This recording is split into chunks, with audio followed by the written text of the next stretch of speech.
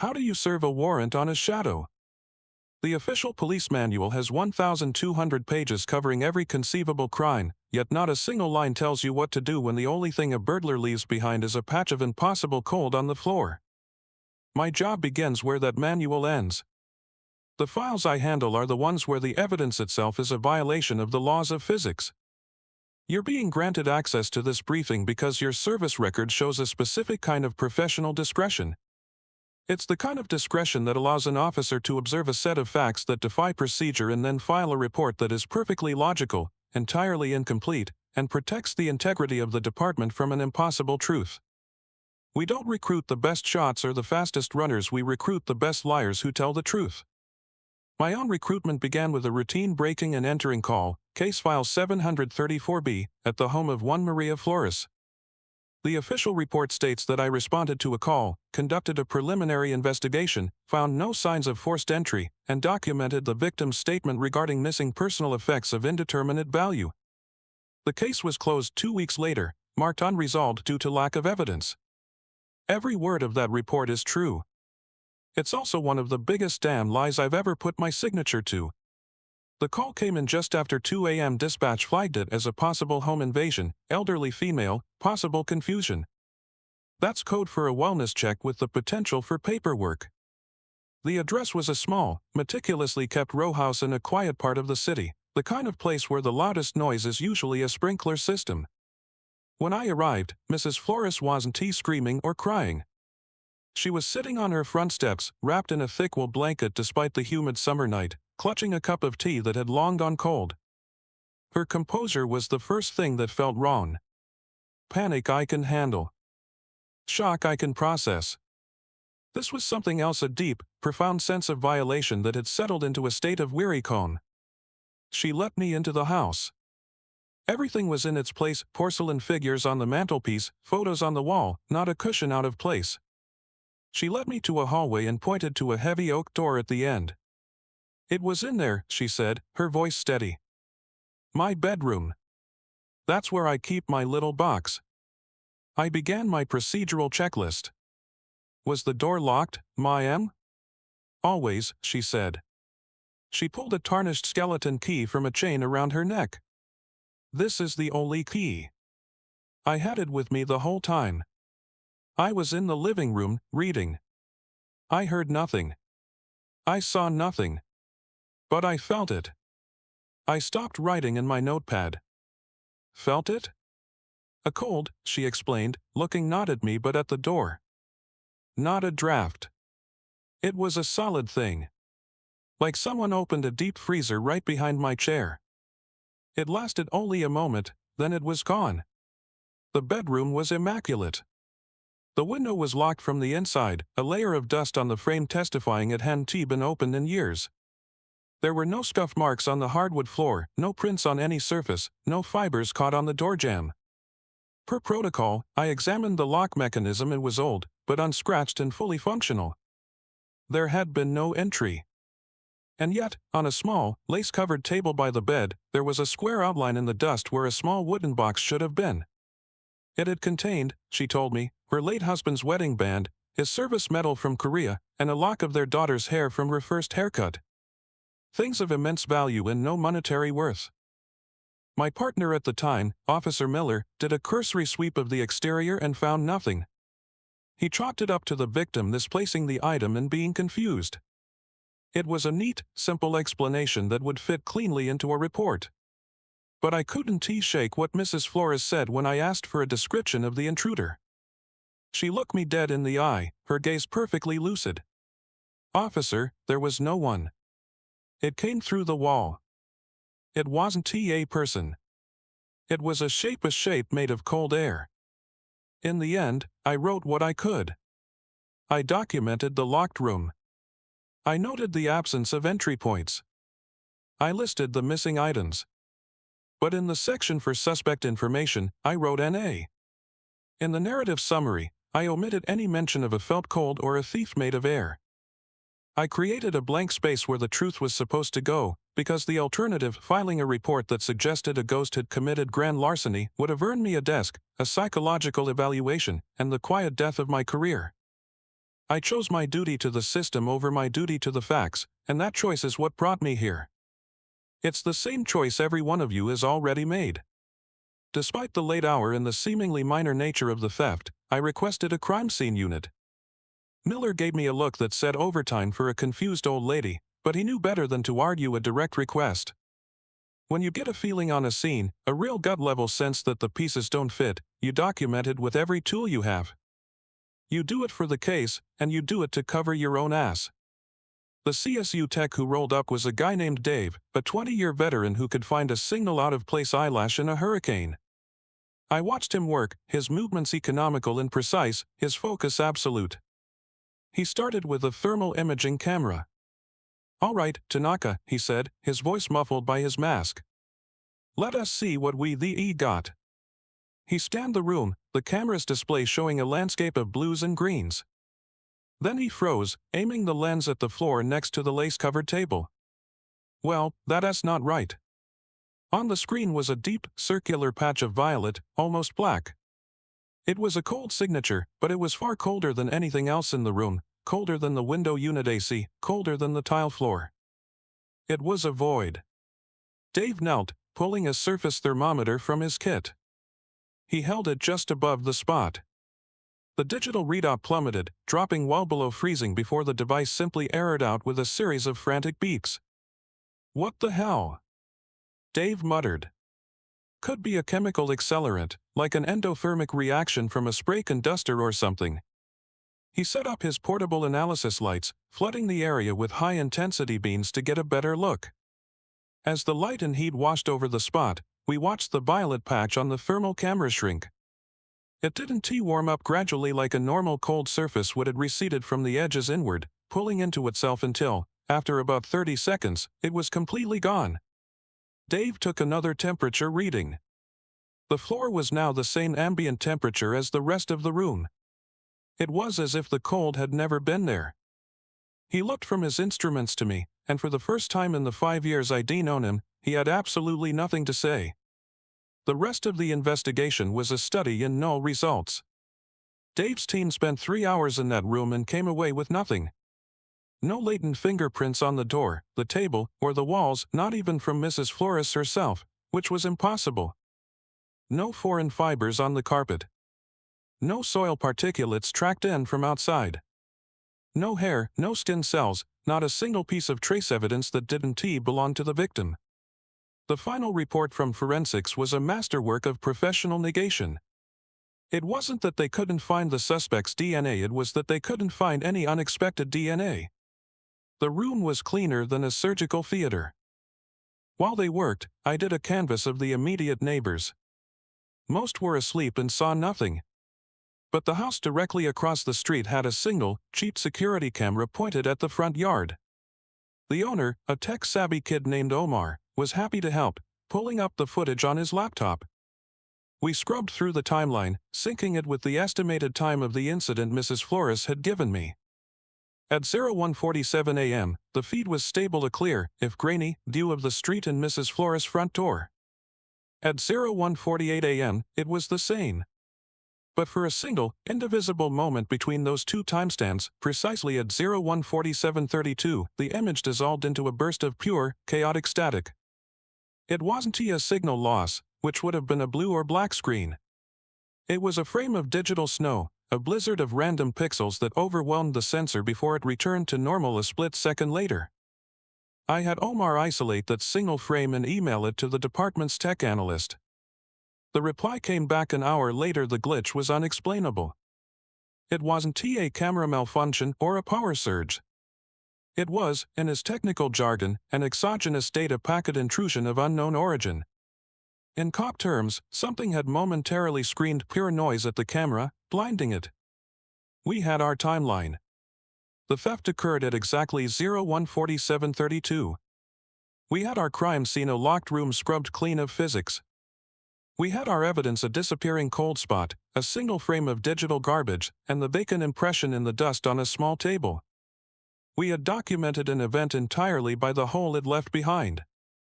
I submitted my report on the Flores case at 0800 hours, a testament to bureaucratic efficiency and carefully chosen omissions.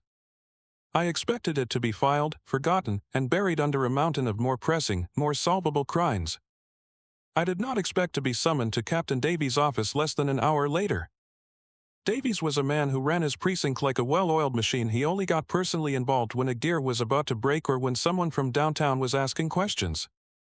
When I walked in, I saw it was the latter. He wasn't alone. Sitting opposite his desk was a woman in a crisp, unadorned uniform that bore no precinct markings, only the rank of sergeant.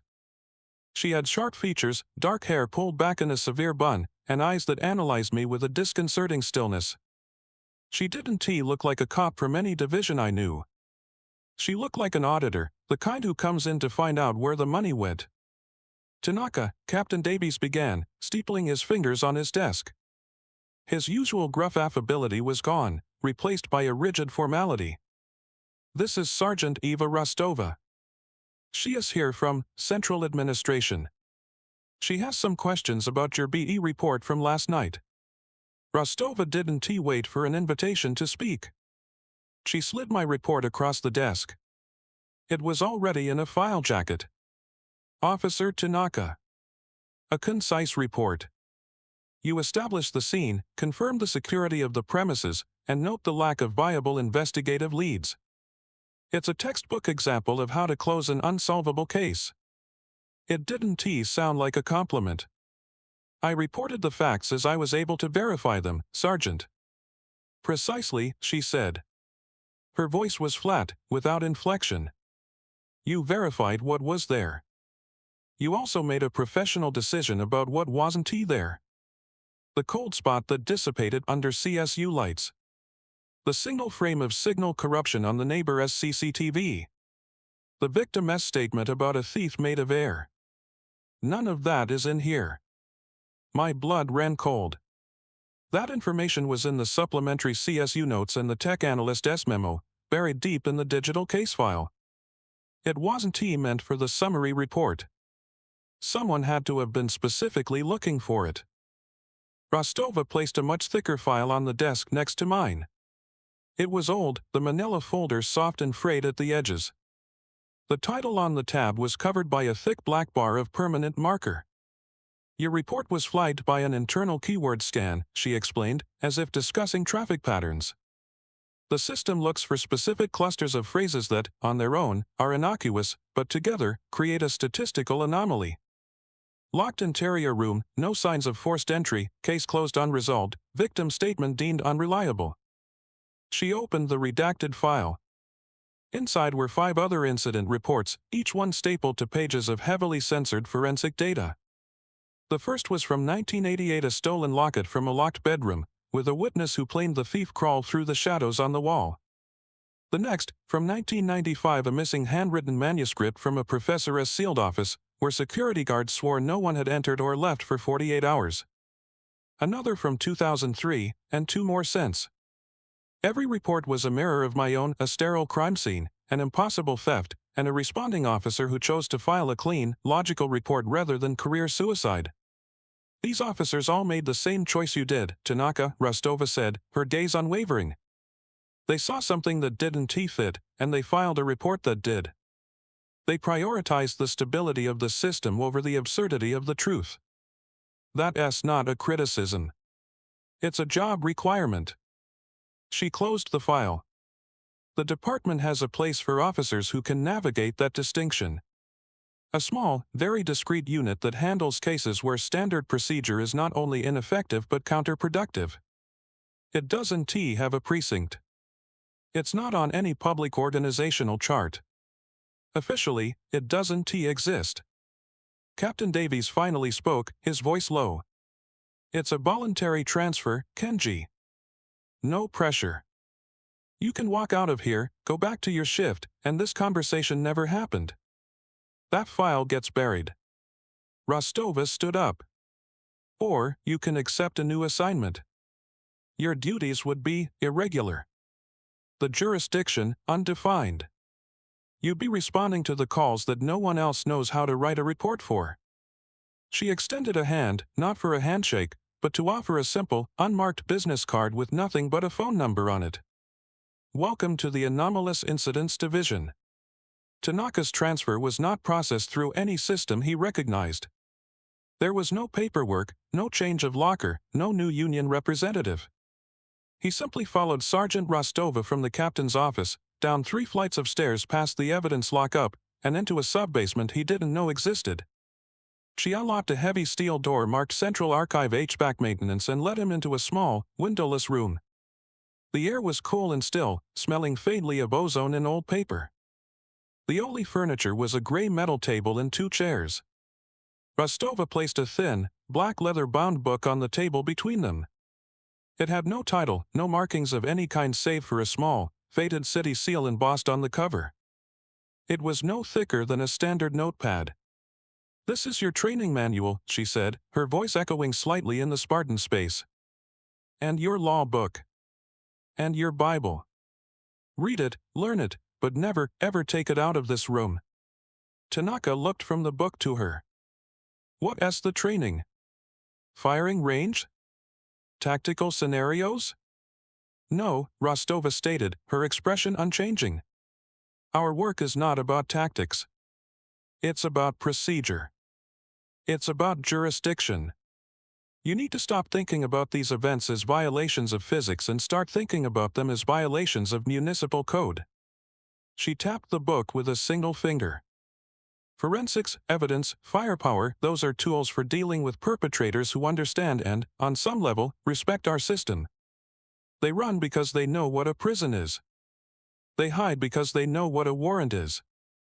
The unsubs we handle operate under a different system of rules entirely." She sat down, gesturing for him to do the same. "They are not random chaos. Everything they do is governed by a kind of logic. A purpose. Often, a set of binding principles they seem incapable of breaking. Our job is not to fight them on our terms.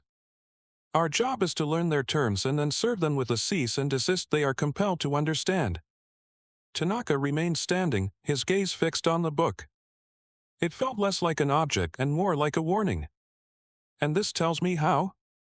"This tells you what others have learned, usually at great cost," Rostova clarified.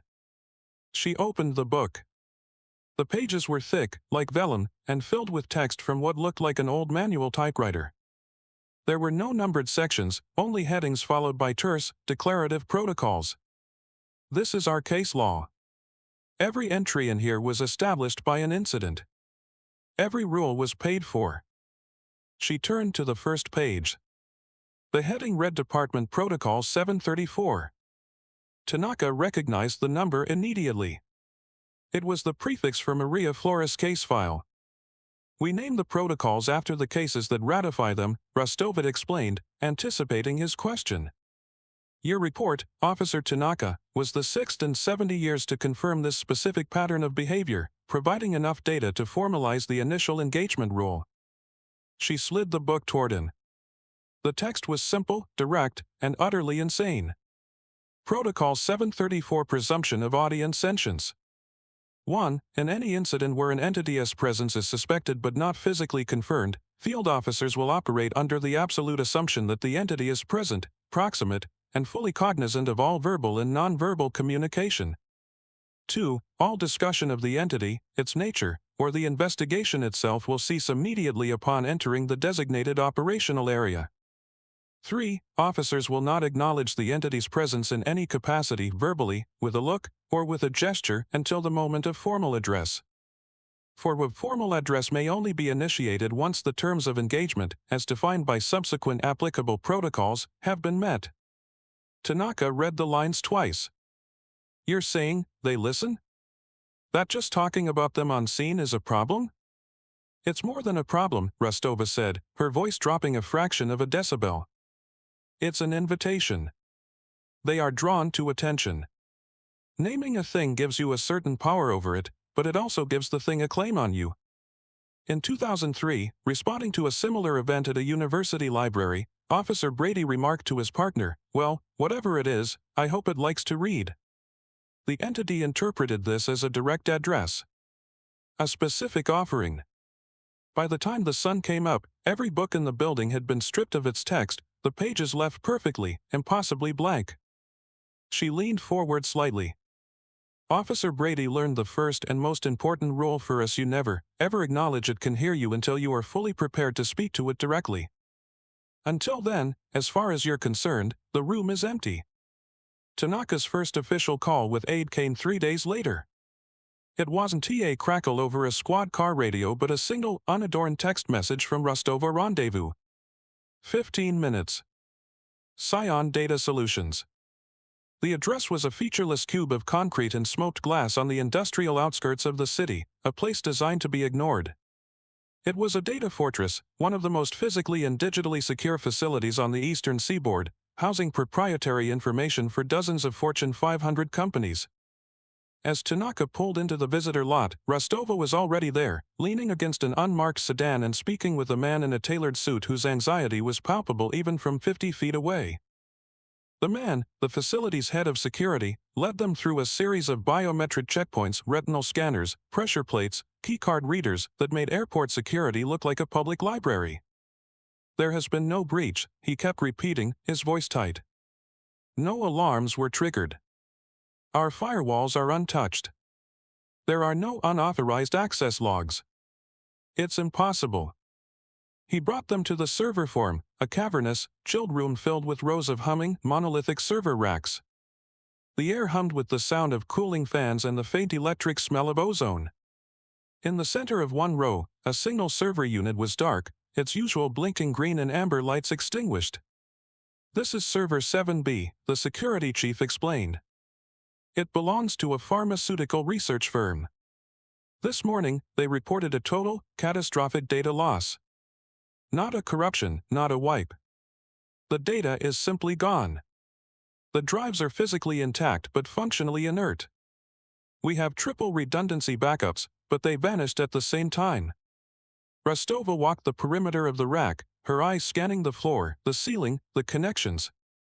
Tanaka followed, his mind racing through the protocols in the Black Book. Protocol 734: Presumption of Audience Sentience. He kept his mouth shut, his hands clasped behind his back, his expression neutral. He made a point of not looking directly at the dead server for too long. He was keenly aware that they were in the operational area. "Environmental logs," Rostova said to the security chief, per tone direct and all business. "I need to see the full sensor data for this room for the past 24 hours. Temperature, humidity, air pressure, everything." The chief looked confused. "The climate control has been stable. It's monitored constantly. What does that have to do with data loss?" "Standard procedure," Rostova replied without elaboration. "We rule out all environmental factors first." They were led to a control room where a technician pulled up the requested logs. The graphs on the screen showed perfectly flat lines, indicating a flawlessly maintained environment. Rostova pointed to a specific icon. "What about thermal imaging? You must have heat-sensitive cameras in the server farm for fire prevention." "Of course," the technician said, tapping a few keys. "The system archives a snapshot every 30 seconds. He brought up a grid of images, a sea of warm reds and oranges from the servers, with cool blue aisles in between. Rostova leaned closer to the monitor. "Stand back. Last night. Around 0300 hours. The technician complied. The images flickered backward in time, a steady, unchanging pattern of heat. Tanaka watched, feeling a familiar knot tighten in his stomach, the same feeling had had in Mrs. Flores' bedroom. Then, Rostova said, "Stop. Right there." On the screen, captured in a single 30-second interval at 03:14 a.m., was an anomaly. It was a silhouette, vaguely man-shaped, but its color was a deep, chilling indigo, far colder than anything else in the room. It was standing not in an aisle, but directly in the middle of the server rack housing server 7B. In the next frame, 30 seconds later, it was gone. Rewind one frame. Now forward one. Slowly, Rostova commanded. The technician toggled between the frames. In one, the rack was a solid block of orange heat. In the next, the indigo shape was superimposed over it, as if standing inside the solid metal. In the next, it was gone. The server itself, which had been glowing brightly, was now a cooler shade of red. Over the next 5 minutes of archived footage, its heat signature bled away until it matched the ambient blue of the room. It was dead. Tanaka and Rostova exchanged a look. No words were necessary. The unsub Han-T hacked the server. Han-T opened it. It had passed through it. And as it did, the information, the pure energy of the data stored within, had been extinguished. It wasn't a theft. It was an act of consumption. Back in the sub-basement room, the case files for Maria Flores and Scion Data Solutions lay open on the metal table. The parallels were stark and useless. Both involved impossible entry. Both left behind a transient cold signature.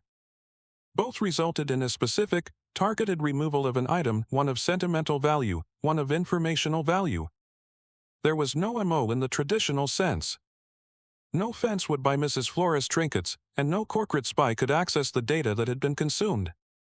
Standard detective work, motive, means, opportunity had completely broken down. We can't get a warrant for a cold spot, Tanaka said, stating the obvious. We can't put out an APB on a thermal anomaly. We have nothing. We have a pattern, Rostova corrected him, her voice even. And when the pattern doesn't conform to criminal procedure, we expand our definition of consultant. She walked over to a locked filing cabinet, produced a key, and retrieved a single, slim folder. Unlike the redacted case files, this one was a simple light blue. The department maintains a list of civilian assets. These are not standard CIs. They are academics, researchers, and specialists who became very good at answering questions the rest of the world wasn't asking. Their expertise is unconventional. Their first stop was a cramped basement office at the City University, occupied by a Dr. Alastair Finch. He had been a rising star in the astrophysics department 2 decades ago, until Head published a series of papers on multi-dimensional theory that his peers had deemed more science fiction than science. He was reassigned to a non-teaching, non-research position that amounted to academic exile. He sat surrounded by teetering stacks of books and journals, the air thick with the smell of old paper and lukewarm coffee. Rostova laid out the basic facts of both cases, omitting any mention of the aid. She presented it as a hypothetical security problem. We have 2 events, she concluded. An object and a data set are removed from sealed environments. The only common physical phenomenon is a localized, temporary drop in temperature. Finch listened without interruption, a thoughtful frown on his face. He didn't scoff or express disbelief. He seemed to be running a complex equation in his head. The temperature drop isn't a byproduct, he said finally, grabbing a marker and turning to a whiteboard covered in arcane symbols. It's the mechanism. What you're describing is a massive endothermic event. Something is passing through your sealed environments and, to do so, it must be borrowing a tremendous amount of energy from the immediate environment. The result is a profound, localized cold. It's not breaking in. It's phasing. He drew 2 parallel lines. Our reality, he said, tapping the top line. And another, inches away in a dimension we can't perceive. He drew a circle that intersected both lines. Your thief exists in a state where it can briefly bridge these 2 points.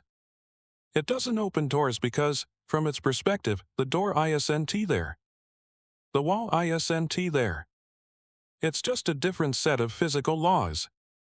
He provided a potential how, but he couldn't offer a why. For that, they went to the city's historical archives to meet Eleanor Vance. She wasn't a historian in the official sense. Her title was Folklore and Oral History's archivist. She was an elderly woman with kind, sharp eyes who spent her days preserving the stories that never made it into the history books. Tanaka laid out the nature of the stolen items. An elderly woman's box of keepsakes. Her late husband's wedding ring, a service medal, a lock of hair. And a server form full of proprietary genetic research data. Eleanor listened patiently, her hands folded on her desk. There seems to be no connection, she said. One is priceless, the other worthless. But you're thinking in terms of market value. That's a very modern way to appraise the world. She leaned back in her chair. Old stories, the ones people dismiss as fairy tales, are full of beings drawn to a different kind of value. They are drawn to significance. A leprechaun-esque gold is only valuable because it's his. A dragon guards a treasure that no one has seen in 1,000 years. A ghost haunts a house because of a memory. She looked from Tanaka to Rostova. Think about what was taken. A box of memories belonging to an old woman with no children. When she is gone, the significance of those objects dies with her. They are on the verge of being forgotten. And the data? Proprietary research. Secret. Known to only a handful of scientists. On the verge of being published, perhaps, and thus becoming common knowledge, losing its unique, unknown significance. She paused, letting the idea settle. Your thief isn't stealing things that are valuable. It's collecting things that are about to be lost. It's an archivist of fading things. Eleanor Van Sesteri was a radical departure from any law enforcement paradigm Tanaka knew, yet it was the only one that fit all the facts. It provided a motive, however alien. The unsub wasn't a thief, it was a collector. A curator of the ephemeral. Rostova, ever the pragmatist, saw the theory not as an answer but as a tool. If it's a collector, she stated back in their sub-basement headquarters, then it has a specific acquisition profile. That makes it predictable. And if it's predictable, we can set a trap. The challenge was finding the right bait. It had to be something of immense significance but little to no public profile. Something on the precipice of being lost forever. They spent 2 days cross-referencing city databases, archives, and public records, looking for the perfect intersection of obscurity and meaning. They found it in the Municipal Museum's acquisitions manifest, a small, unassuming cardboard box containing the personal effects of a Corporal Elias Vance, a Union soldier who had died at the Battle of Antietam. He had no living descendants. His letters home, a tintype photograph of a woman whose name was lost to time, and a tarnished brass button from his uniform had been discovered in the wall of a house being demolished. The items had been donated to the museum a week ago. According to the museum's schedule, the collection was slated to be formally catalogued and then sealed in the deep archives for preservation the following Tuesday. Once in the archives, it would be effectively removed from the world, a piece of history locked away to prevent it from deteriorating further. It was perfect. It was a story on the verge of being silenced. Rostova handled the logistics with surgical precision. She requisitioned the museum's main exhibition hall for what she officially termed the Sensitive Materials Transfer Drill, citing a vague Homeland Security directive. The museum director, eager to cooperate with any request that came with a stamp from the city commissioner's office, readily agreed. For 48 hours, the hall was theirs. The box of Corporal Vance's effects was placed on a simple pedestal in the center of the vast, marble-floored room. It was the only object in the entire hall.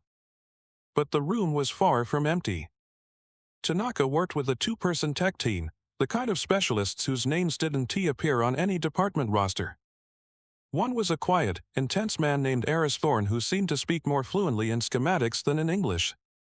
The other was a young rookie, fresh out of the academy, named David Chen. His presence was a surprise to Tanaka, but Rostova had been firm. He needs to see this, was all she said. Under Thorne's direction, they wired the room. This was not a standard police stakeout. There were no visible cameras. Instead, Thorne's team installed a battery of experimental sensors, devices Tanaka had never seen before. There were ambient energy detectors that measured shifts in the electromagnetic spectrum, full-spectrum optical scanners, and ultrasonic emitters designed to map the room in sound waves beyond the range of human hearing. The centerpiece of their setup was a containment field generator, a series of 4 heavy pylons placed in a square around the pedestal. Dr. Finch had consulted on its design, explaining that it wouldn't create a physical barrier but a localized dimensional friction zone, a patch of spacetime that would be, in theory, difficult for anything to phase through.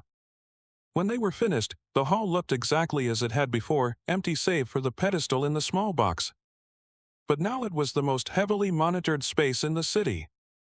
In a temporary command center set up in an adjacent gallery, Thorne sat before a bank of monitors, each displaying a different stream of esoteric data. Rostova, Tanaka, and Chen stood behind him, watching the silent, unmoving graphs and readouts. "Everything is set," Thorne announced, not turning from his screens. "If something so much as displaces a single dust mote in there, we'll know." The wait began. The museum was silent, the air still and heavy with the scent of floor polish and history. 4 hours, nothing happened. The lines on the monitors remained flat. Chen shifted his weight from foot to foot, his rookie nerves on full display. Tanaka felt the familiar, dull ache of a long stakeout, but it was overlaid with a new, alien tension. He wasn't waiting for a man with a gun. He was waiting for a ghost with a library card. The event, when it happened, was both silent and deafening. At 02:17 a.m., every one of Thorne's monitors went haywire simultaneously. The electromagnetic graphs spiked into incoherent zigzags, the ultrasonic feed dissolved into white noise, and the thermal camera display flared with a blinding, uniform cold that plunged the entire room into a deep, sensor-negating violet. It was a complete and total system failure. The entity hadn't just evaded their sensors, it had overwhelmed them, blinding them with its very presence. "What is happening?" Chen's voice was sharp with alarm. "Did we lose power?" "No," Thorne said, his fingers flying across a keyboard, trying to reboot the system. "The system is still drawing power. It's just there is too much data. Or not enough. I can't tell." Rostova didn't waste a second on the technology. "Visual," she commanded, her voice cutting through the rising tension.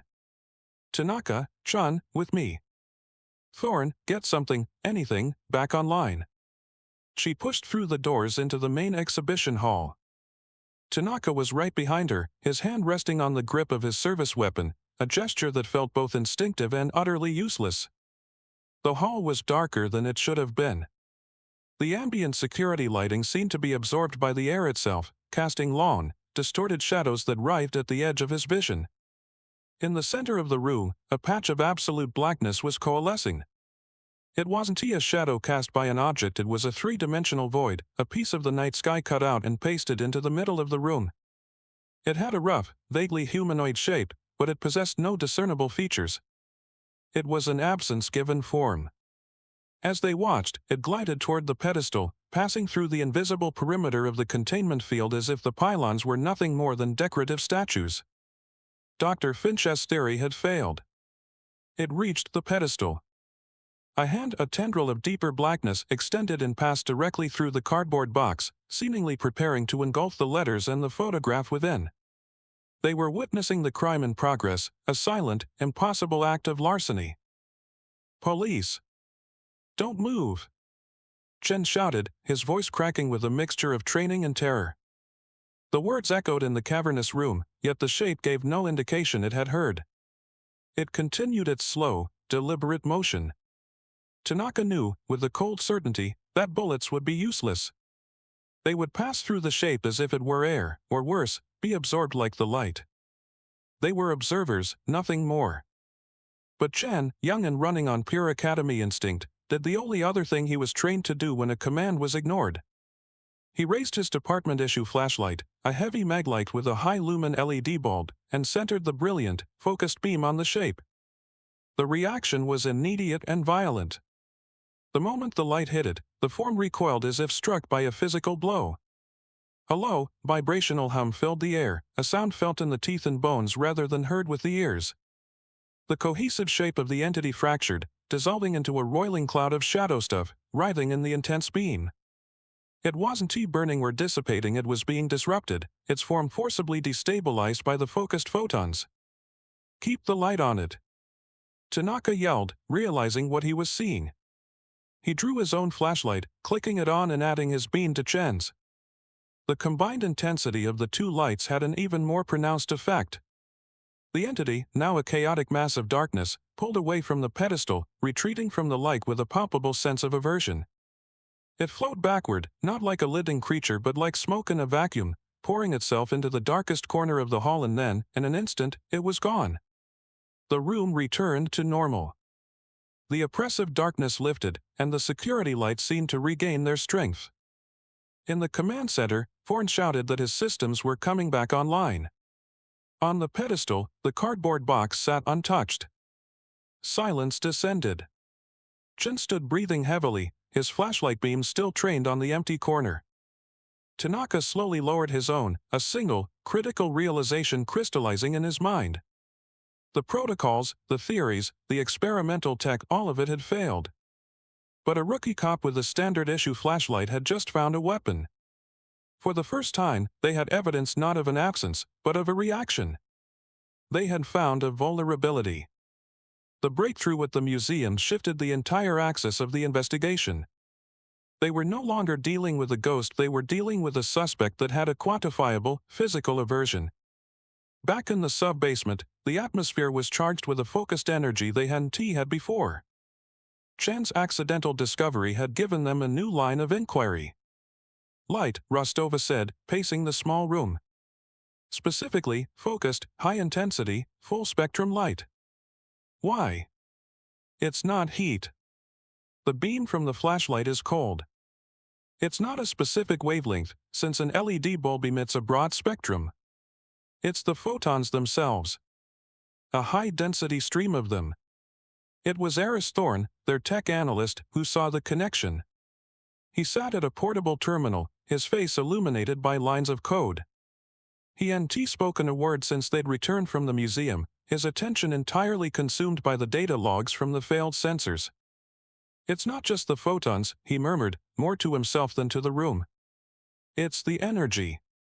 The entity doesn't just absorb information, it absorbs energy. The cold spots are proof of that. But it's selective. The concentrated energy of a focused light beam is indigestible. It's a force it has to react to. He suddenly stopped typing and looked up, his eyes wide with a dawning realization. The camera glitch, he said, turning to Tanaka. From your first case. The BE at the Flores residence. I need to see that data file again. The one frame of static. Tanaka retrieved the file from the digital archives and transferred it to Thorne's terminal. A moment later, the image of chaotic digital snow filled the screen. To a normal observer, it was meaningless noise. To Thorne, it was a crime scene. When I first analyzed this, I treated it as a single, massive burst of corrupting data, Thorne explained, his voice quickening with excitement. I was looking at the intrusion as a whole. But now we know the entity reacts to specific energy frequencies. What if the static isn't just noise?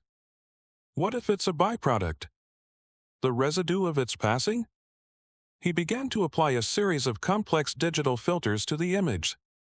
He wasn't trying to clean up the picture, but to analyze the structure of the noise itself. He converted the visual data of the pixels into a raw waveform, which appeared on the screen as a jagged, chaotic spike. This is the signal that overwhelmed the camera S sensor, he said. Pure chaos. But what if there's a pattern hidden underneath it? A signal beneath the noise. He started to isolate and strip away layers of the signal, peeling back frequencies one by one. He filtered out the background electronic hum of the neighborhood, the frequency of the camera's own internal processor, the interference from a nearby cell tower. With each layer he removed, the chaotic waveform on the screen became slightly less jagged. After 10 minutes of intense, silent work, he was left with a single, faint signal buried deep within the original burst of static. The wave on the screen was no longer chaotic. It was a clear, repeating pattern. It was weak, almost imperceptible, but it was undeniably coherent. It was a signal. My God, Rostova whispered, leaning closer. What is it? I don't know, Thorne admitted, his gaze locked on the screen. It's not a radio wave. It's not a sound. It's something else. But it's structured. It's information. He ran a diagnostic, translating the wave into a visual representation. A series of simple geometric shapes began to form on the monitor, dots and lines, arranged in a complex but non-random pattern. It wasn't a language he could read, but it had a clear and deliberate syntax. The entity wasn't just a mindless force.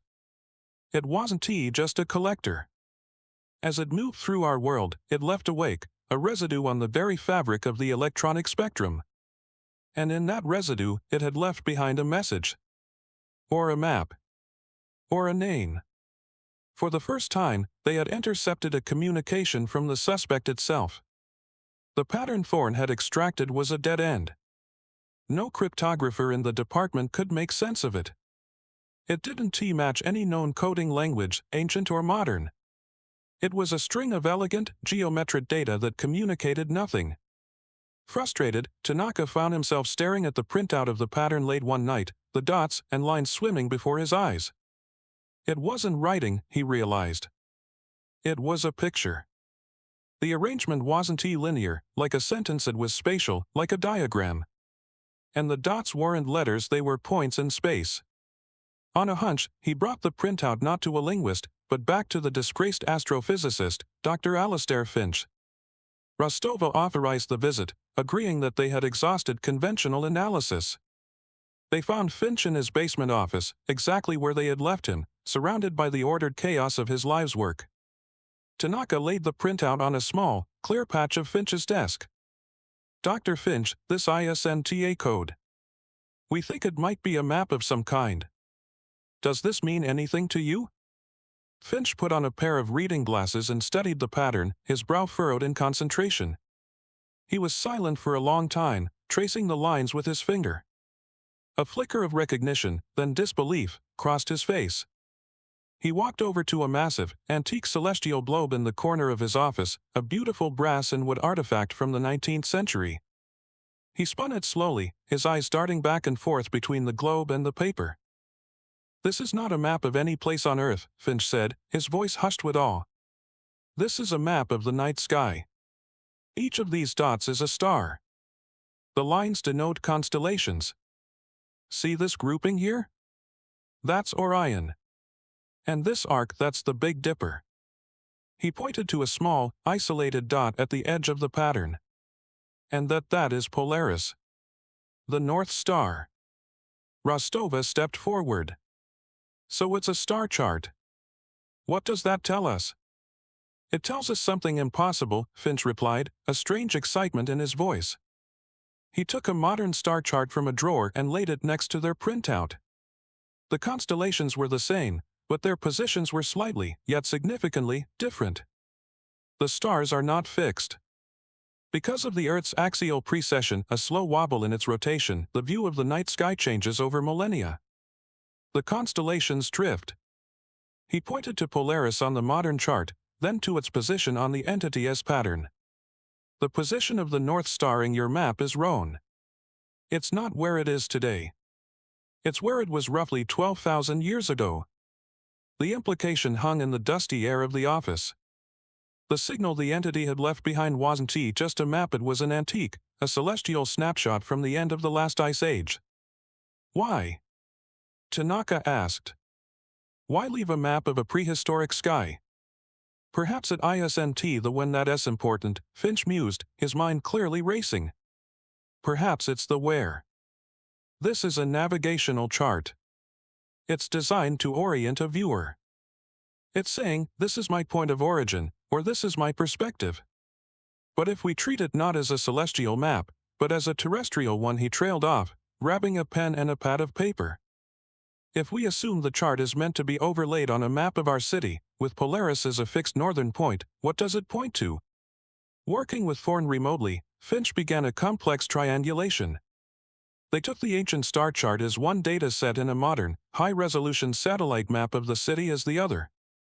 They aligned the two, using the city as central meridian as a celestial equator and scaling the chart until key constellations matched major city landmarks, Orion's belt aligning with the three main bridges over the river, the Pleiades cluster matching a knot of old downtown streets. The process was a bizarre fusion of astronomy, topology, and pure guesswork. After an hour of calculations, Thorne sent a single file. It was the city map, now with the ancient star chart superimposed over it in a translucent layer of blue. Dozens of lines and arcs crisscrossed the grid of streets. And at the exact center, where the most significant lines of the prehistoric constellations converged, was a single, linking red dot. It wasn't a building. It wasn't a park.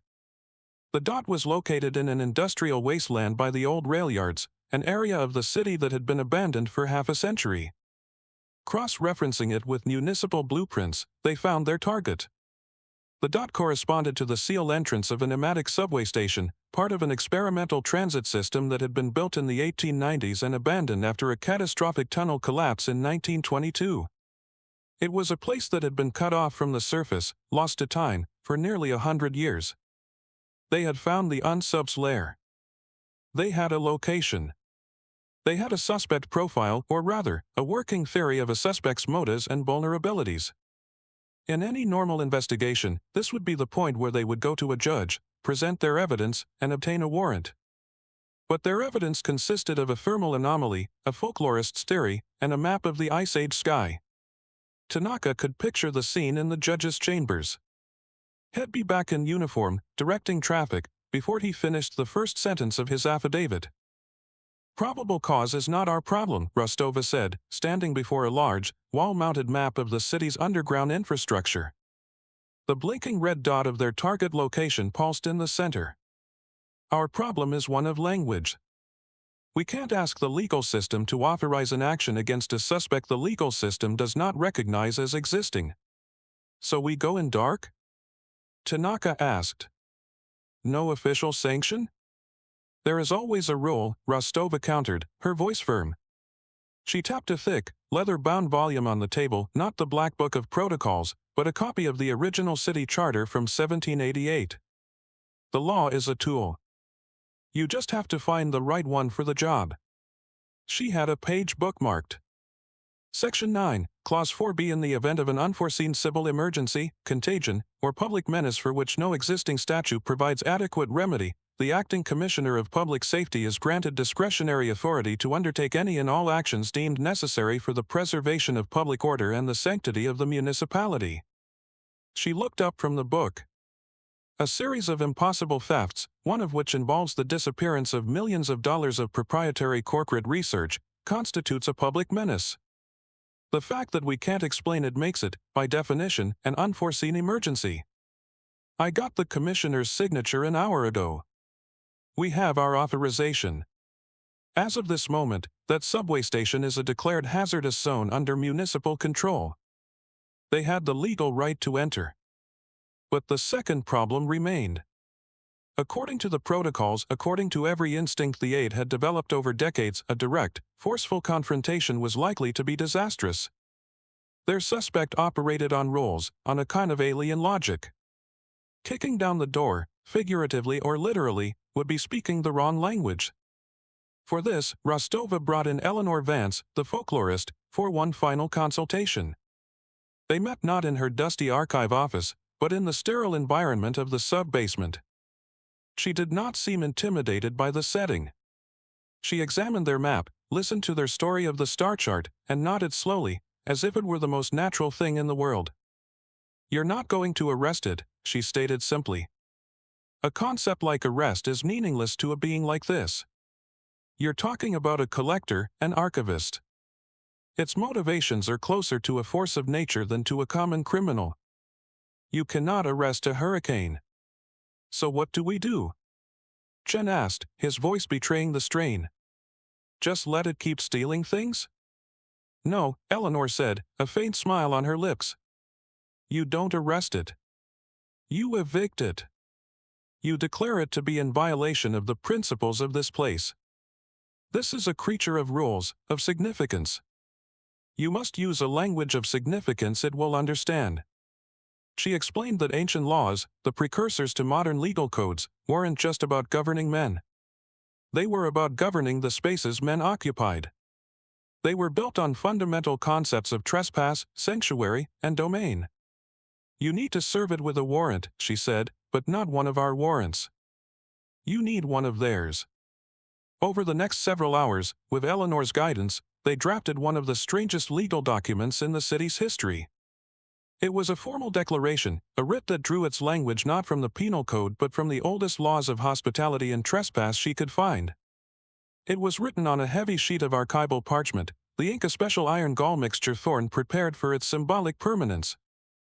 The text was simple and direct. It identified the entity not as a suspect but as an undomiciled presence. It charged it not with theft, but with unlicensed acquisition of significant articles within the sovereign domain of the municipality. It did not command it to surrender. It formally declared its activities a violation of the established sanctuary of the city and ordered it to cease and desist all incursions. It was a legal eviction notice for a ghost. Rostova signed it, not as a police sergeant, but in her official capacity as an agent of the municipal domain. It was bizarre, it was archaic, and it was the only weapon they had that felt appropriate for the coming confrontation. The entrance to the old pneumatic station wasn't a door, but a scar on the urban landscape. It was a circular iron plate, 10 feet in diameter and bolted shut, set into a crumbling concrete slab behind a derelict warehouse. Rust had fused it to its frame over the decades. There was no key. The entry team consisted of Rostova, Tanaka, Chen, and 2 heavily armed tactical officers from a unit whose patches Tanaka didn't recognize. They weren't SWAT. They were quiet, moved with an unnerving economy, and carried gear that looked like it belonged in a science fiction film. Instead of a battering ram, one of the TAC officers used a handheld plasma cutter to slice through the rusted bolts with a shower of incandescent sparks. The sound was a violent intrusion in the dead quiet of the industrial yard. When the last bolt was severed, it took the combined effort of all 5 of them to pry the massive iron plate open, revealing a dark, circular shaft descending into the earth. The air that rose to meet them was not the fetid, damp air of a normal sewer or tunnel. It was cold, clean, and utterly still, like the air inside a walk-in freezer. It carried a faint, metallic tang, the smell of ozone and ancient iron. They attached ropes and rappelled down one by one, their flashlight beams cutting sharp, lonely cones into the absolute darkness below. They landed on a tiled platform 40 feet down. The station was remarkably preserved, a time capsule from the Gilded Age. Ornate iron scrollwork decorated the railings, and faded advertisements for patent medicines in corsets were still visible on the curved tile walls. A thick, uniform layer of gray dust covered everything, a silent testament to a century of isolation.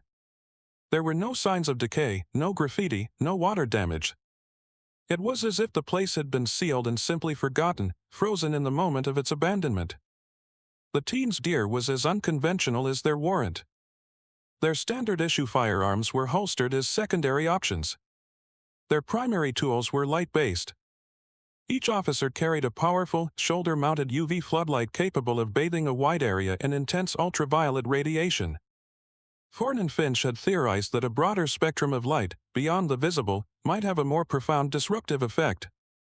For tactical situations, they had been issued modified flashbangs that, instead of producing a deafening bang, were designed to detonate in a silent, overwhelming blast of multispectrum light, a photon grenade as Thorne had called it. Comms check, Rostova's voice was a low command in their earpieces. One by one, they confirmed. Up on the surface, Thorne was monitoring their biosigns and gear status from a mobile command vehicle, but they were effectively cut off. Radio waves couldn't penetrate this far underground. They were operating entirely off the grid, a self-contained unit in a lost world. They moved in tactical formation down the platform, their boots making no sound in the thick dust. The only noise was the faint hum of their equipment. The air grew colder with every step they took, a biting, unnatural chill that had nothing to do with the subterranean location. Tanaka's breath plumed in front of his face. He checked the thermal imager on his wrist. The ambient temperature was already well below freezing. They reached the edge of the platform, where the single pneumatic tube, a massive iron pipe 10 feet in diameter, disappeared into the blackness of the collapsed tunnel. The air flowing out of it was the source of the cold. The sense of wrongness, the feeling Tanaka had first experienced in Mrs. Flores' quiet hallway, was a palpable force here. It was a pressure against the skin, a low hum at the edge of hearing. This wasn't just a lair. It was a wound in the fabric of the city, a place where the normal rules of time and space had been worn thin. They stood at the threshold of the entity's domain, armed with light and a warrant written in the language of ghosts. The pneumatic tube did not end in rubble as the old city blueprints suggested. Instead, it opened into a vast, cavernous space that should not have existed beneath the city streets. It was a perfectly circular chamber, hundreds of feet in diameter, with a domed ceiling that was lost in the oppressive darkness above. The air here was profoundly cold, the kind of cold that seemed to leach the heat directly from their bodies, bypassing their thermal gear. The floor was made of a smooth, black, non-reflective material that felt like obsidian. In the precise center of this chamber was the source. It was not a creature, not a physical being in any sense they could comprehend. It was a tear in the world. It appeared as a sphere of absolute, light-devouring blackness, roughly 20 feet in diameter, hovering a few feet above the floor. It was a perfect void. The darkness within it was not the absence of light, but an active, hungry presence. Shadows from their own bodies stretched and bent towards it, as if pulled by a gravitational force. The beams from their flashlights did not penetrate it, but seemed to curve around its edges, the light itself warping in its presence. Hold positions, Rostova's voice was a tight whisper in their ears. Tactical team, establish a perimeter. Tanaka, Jen, stay with me. Report any changes. They approached cautiously, forming a wide semicircle around the sphere. As they drew closer, Tanaka realized the void was not entirely featureless. Within its depths, faint, ghostly images swirled like smoke in a dark liquid. They were ephemeral, translucent, and achingly familiar. He saw a spectral image of a small wooden box, and inside it, a man's simple gold wedding band and a military medal. He saw shimmering, holographic streams of binary code, ribbons of green ones and zeros, flowing in a silent, endless loop. He saw the faded, sepia-toned image of a young woman from a tintype photograph, her expression frozen in time. He saw the elegant, cursive script of Corporal Elias Banses' letters, the words glowing with a faint, phosphor-like light. Everything the entity had taken was here. But the items weren't just floating in the void. They were suspended, preserved, catalogued. Each object, each piece of data, each memory, was held in its own pocket of space, separate and pristine. The ribbons of data from the pharmaceutical server hadn't been erased, they were being held in a state of perfect, incorruptible stasis. Mrs. Flores' keepsakes weren't gone, they were being curated. It's a vault, Tanaka breathed, the words forming pops of condensation in the frigid air. It's not consuming them. It's storing them. Rostova nodded, her face grim in the harsh glare of her shoulder-mounted UV lamp. Eleanor was right. It's an archivist. This whole place, it's a library of lost things. The entity itself was not present in the form they had seen at the museum. Or rather, this place was the entity. The roiling shadow form they encountered was merely a projection, a remote limb sent out to acquire new items for the collection. This sphere, this stable rift in space, was its heart. It was a wound that bled cold in darkness, and in its depths, it kept the city's forgotten secrets safe from the ravages of time. They were not in a monstrous lair. They were in a museum, one whose curator operated on principles so ancient and alien that its methods were indistinguishable from crime. Their suspect wasn't being, it was a place. A living archive. And every item within its collection was a piece of evidence in a case that had just become infinitely more complicated. How do you serve a warrant on a library? EOT. The revelation in that cold, dark chamber fundamentally recontextualized every aspect of their investigation. Every piece of evidence they had gathered, every theory they had formed, clicked into place with a chilling, profound clarity. They had been building a case against a thief, but they were standing in the presence of a librarian. Tanaka's mind raced back to the beginning, to Maria Flores. She had been on a fixed income, her house in a state of genteel decay. It was not a leap to assume she might have been considering selling her husband's effects to make ends meet. To the entity, this would not have been a financial transaction, but an act of dissolution. The moment the objects were appraised for their monetary value, their sentimental significance, the very thing that made them unique, would be lost. The entity hadn't stolen them from her, it had rescued them from oblivion. Then, the Scion Data Solutions server. Rostova had done a follow-up investigation under a different pretext and learned a critical piece of information: the pharmaceutical company that owned the data was on the verge of being bought out by a larger, rival corporation. The first thing the new owners would have done, as is standard practice in such acquisitions, is clean house, deleting all proprietary research from failed or non-profitable projects to streamline operations. The data on Server 7B, a long-shot cancer treatment that hadn't yet yielded results, was scheduled for deletion. The entity hadn't stolen corporate secrets, it had preserved the potential cure from being wiped out by a quarterly report. And the letters of Corporal Vance at the museum. They were about to be sealed in a deep archive, removed from public view, their story effectively ending to preserve their physical form. It was an act of conservation, but to the entity, it was a form of burial. It had intervened to keep the soldier's voice from being silenced. "My God," Chen murmured, his voice full of a dawning understanding. "It's not malicious. It doesn't even know it's doing anything wrong." "Wrong is a human concept," Rostova corrected, her eyes still fixed on the swirling images within the sphere. "It has a purpose. A directive. And that directive is preservation.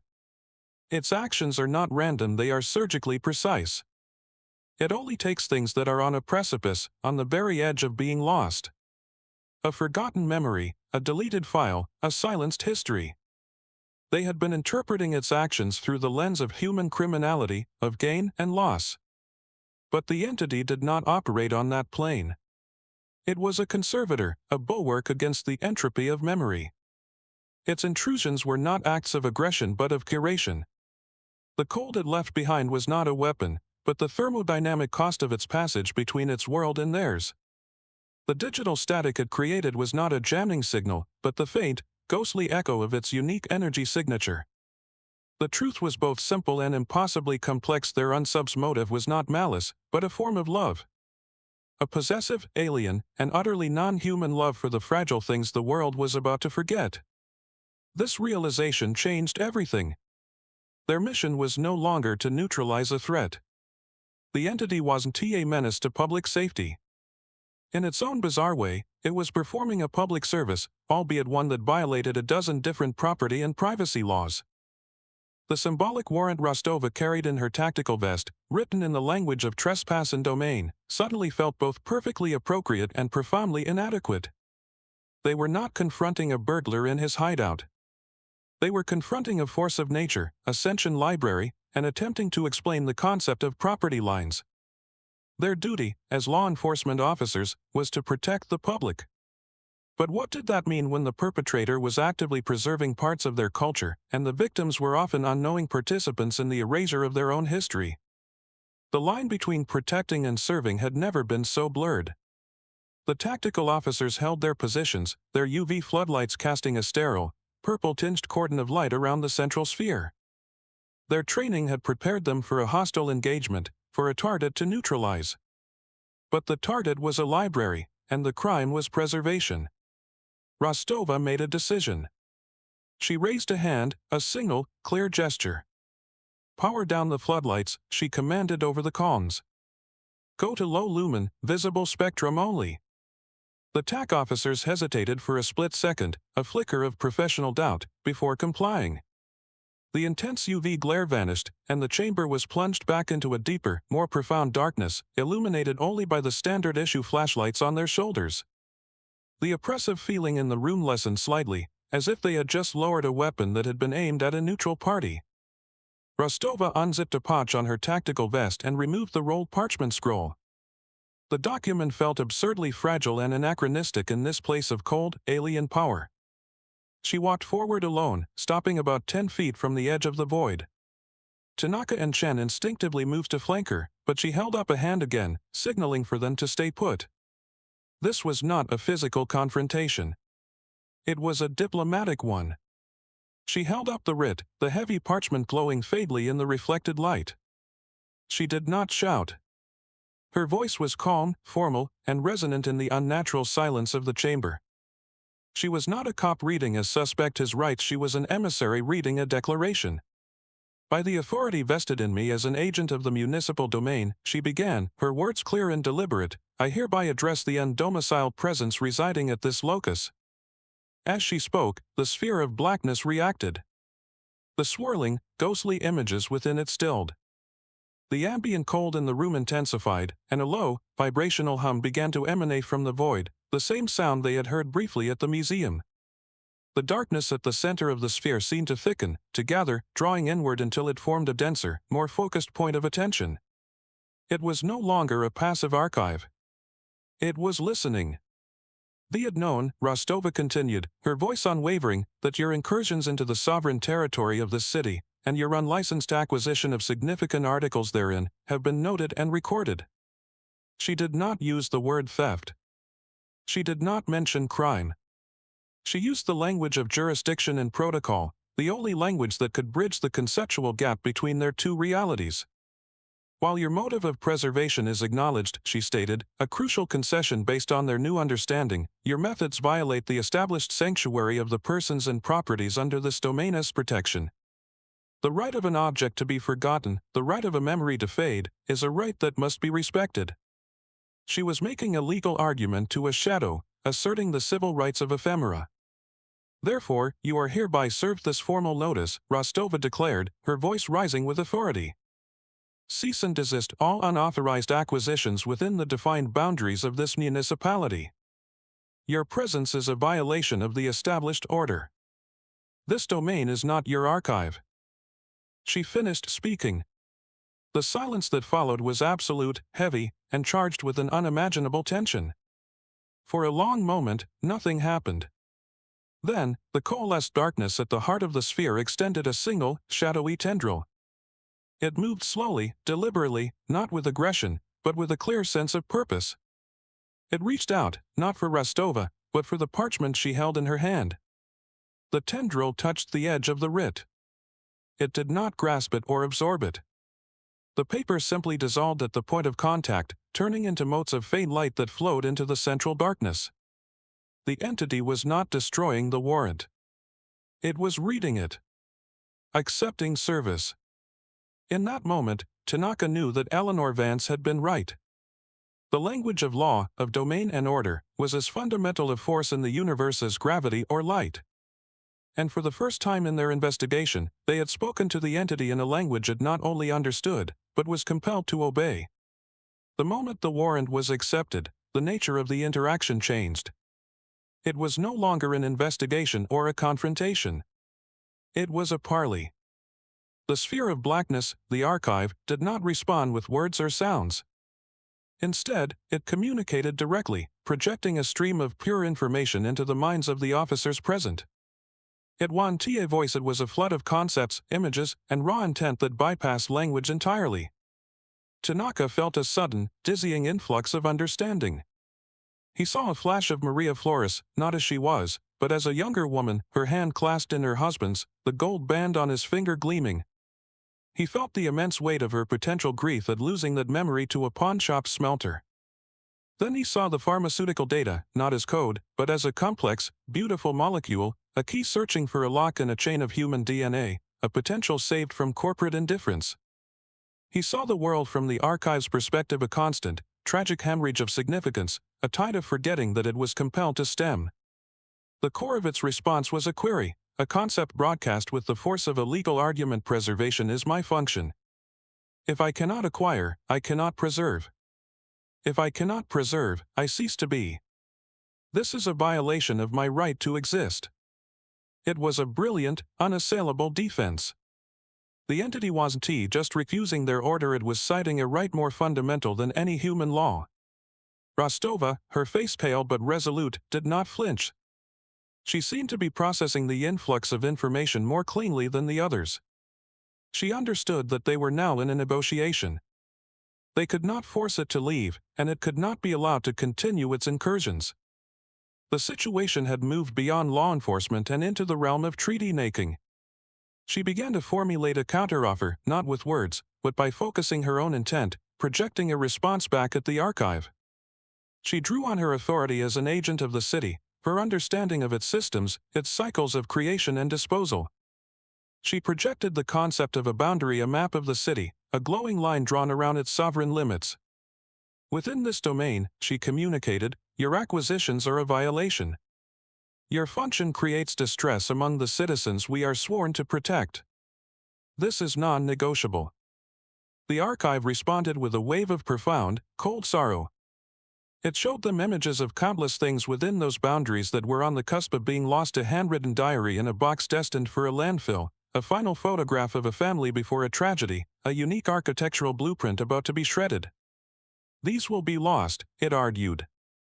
My function is necessary. This was the crux of the negotiation. Rostova needed to find a way to satisfy its core directive without allowing it to violate their laws. And so, she conceived of a compromise, an idea so profoundly strange it could only have been born in this impossible dialogue. She proposed a tribute. She projected a new set of images. First, the city's central library, and deep within it, the deaccessioning room, where tens of thousands of old, damaged, or unread books were shredded in pulp every year. Each one a story, a world, about to be turned to dust. These are forgotten things, she offered. Their significance is fading. Take them. Preserve them. Next, she projected the municipal records building, its basements filled with countless reels of microfilm and boxes of paper records from defunct city departments. Outdated zoning laws, forgotten census data, the entire bureaucratic history of the city, all of it slated for eventual, systematic destruction. This is the city's lost memory, she proposed. It is yours to archive. Finally, she projected the police department's own evidence lockup. She showed the shelves of unclaimed property from solved cases, the murder weapons from trials that had ended decades ago, the personal effects of John and Jane Does whose stories would never be known. All of it, by law, had to be periodically destroyed. These are stories with no one left to tell them, she offered. Give them sanctuary. She was offering the archive the city has sanctioned for getting.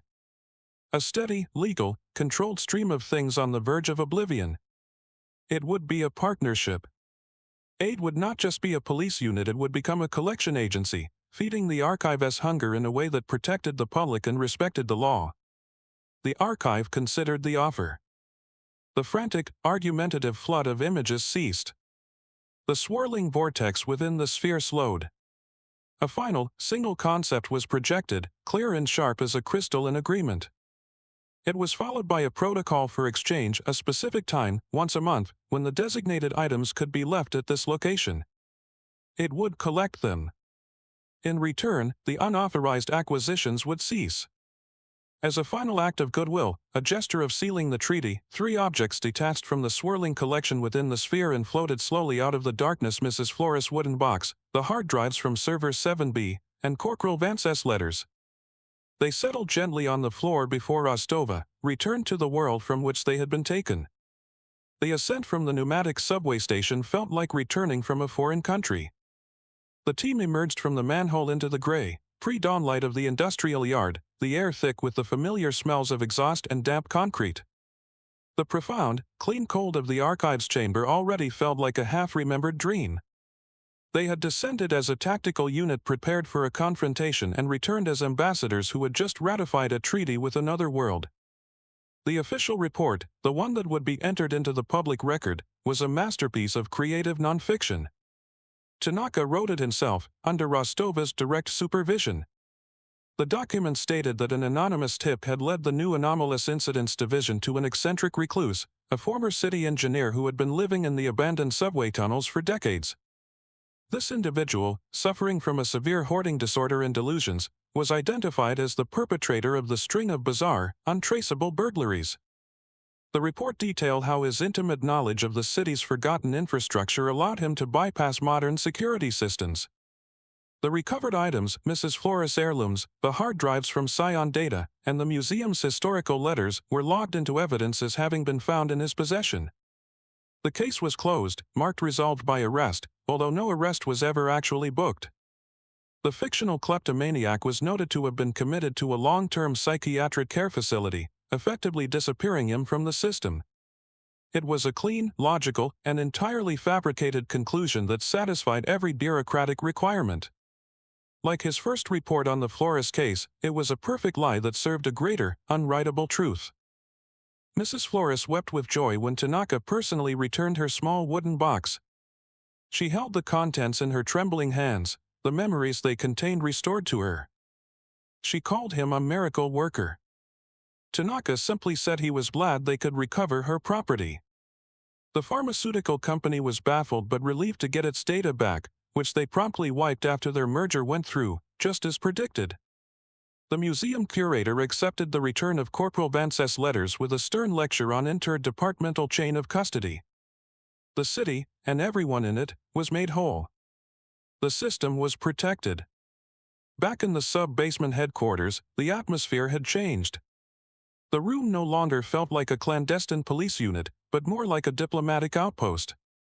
On the large map of the city, the blinking red dot over the pneumatic station had been changed to a steady, non-threatening green. It was no longer a targeted location, it was a designated point of contact. Rostova posted a new duty roster on the wall. Under each of their names, Tanaka, Chen, even Thorn, was a new, official title: Interdimensional Liaison Officer. Their job descriptions were amended. In addition to investigating anomalous incidents, they were now responsible for the monthly sanctioned archival transfer protocol. Once a month, they would collect the designated materials, the condemned books, the shredded records, the unclaimed evidence, and deliver them to the sealed entrance of the old station. They were garbage collectors for a ghost, librarians for a library that existed outside of time. Tanaka's perspective on his job, on his very city, was permanently altered. He still walked the same streets, responded to the same kinds of calls, wore the same uniform. But he was now aware of a layer of reality that existed just beneath the surface of the world he had sworn to protect. He understood that crime and order, law and chaos, were not always as simple as a line drawn between good and bad. Sometimes, they were just different interpretations of the same fundamental rules. His duty remained unchanged: to protect and serve the citizens of his city. But his beat was no longer defined by precinct maps and street signs. It now included the unseen boundaries, the fragile jurisdictional lines drawn between his world and another. He was a cop on the most important beat of all, the one that patrolled the thin, porous border between what was known and what was, and must always remain, forgotten. It turns out the most important laws aren't always the ones written down. Sometimes, the highest form of duty is to stop seeing a monster to be vanquished and start seeing a signatory to a treaty you haven't written yet. The question was never just how to serve a warrant on a shadow, but how to understand what it values enough to make it listen. That patch of impossible cold on the floor wasn't just evidence of a crime, it was the first word in a conversation we never knew we needed to have. These are the unwritten case files, the reports filed between the lines of official record, and it's an honor to unseal them for you here at Keeper of the Dark Logs.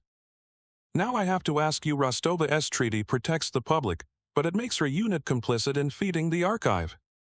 Was this a justifiable act of diplomacy, or was it a compromise of their duty to uphold human law above all else? Thank you for joining me in the archives. Stay vigilant. Next time, we'll open a file that asks what happens when another, far less cooperative entity, decides it wants the archivist's collection for itself.